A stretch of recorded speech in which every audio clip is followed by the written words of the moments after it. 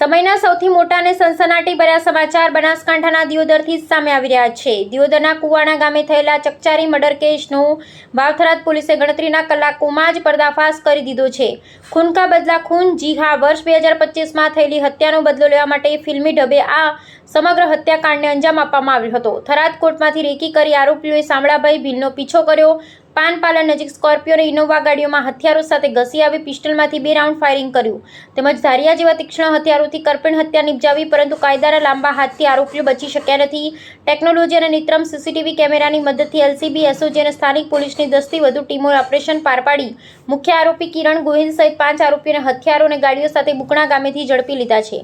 આરોપીઓ પકડાઈ ન જાય તે માટે મોબાઈલ ફોન ઘરે મૂકીને આવ્યા હતા, છતાં પોલીસની બાદ નજરથી બચી શક્યા નથી। તો આ સમગ્ર ઓપરેશન અને ધરપકડ અંગે વાવથરાદના એસપી ચિંતન તરૈયા શું કહી રહ્યા છે, આવો સાંભળીએ તેમના જ શબ્દોમાં। અહેવાલ જયંતિભાઈ ઠક્કર। તારીખ 12 જૂને દિયોદર પોલીસ સ્ટેશન હદ વિસ્તારના કુવાણા ગામ ખાતે એક હત્યાનો બનાવ બનેલ હતો।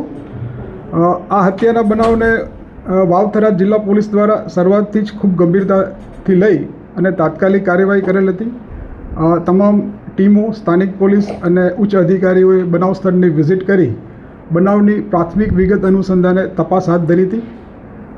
ગઈકાલે બનાવની જે પ્રાથમિક વિગત મળી હતી એ મુજબ જે મરણ જનાર છે એનું નામ છે શામળાભાઈ ખોટાભાઈ ભીલ, જે મૂળ વલીસર રાજસ્થાન જિલ્લા બાડમેરનો રહેવાસી છે અને એ આ મરણ જનાર ઈસમ છે એ ગત ઓગસ્ટ 2025માં તત્કાલીન બનાસકાંઠા જિલ્લાના વાવ પોલીસ સ્ટેશન ખાતેના એક હત્યાના બનાવના મુખ્ય આરોપી હતો અને એ ગુનામાં એ નામદાર કોર્ટમાંથી જામીન મુક્ત થયેલ હતો।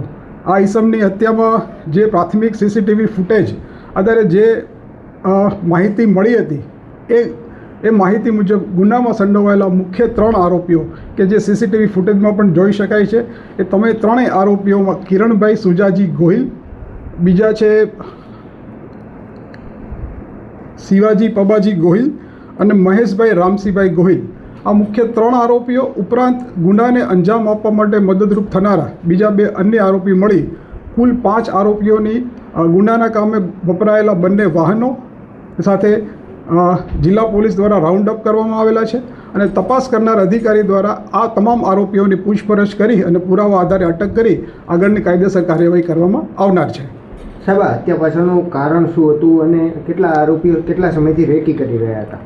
આ હાલમાં જે મરણ જનાર વ્યક્તિ છે એ આશરે લગભગ એપ્રિલ 2026થી જામીન મુક્ત થયેલા હતા, એટલે લગભગ 2-1 મહિનાથી આ લોકો પૂર્વ તૈયારી કરેલ હોવાનું પ્રાથમિક વિગતે જાણવા મળેલ છે અને હત્યાનું મુખ્ય કારણ કે જે આ મરણ જનાર વ્યક્તિ છે એ અગાઉ પોતે હત્યાના ગુનામાં સંડોવાયેલ હોય અને એ દાજ રાખી અને આ ગુનાને અંજામ આપેલ હોવાનું પ્રાથમિક દ્રષ્ટિએ જણાઈ આવેલ છે। હાલ જે આરોપીઓની અટકાયત કરાઈ છે એ ગુનાહિત ઇતિહાસ ધરાવે છે કે કેમ?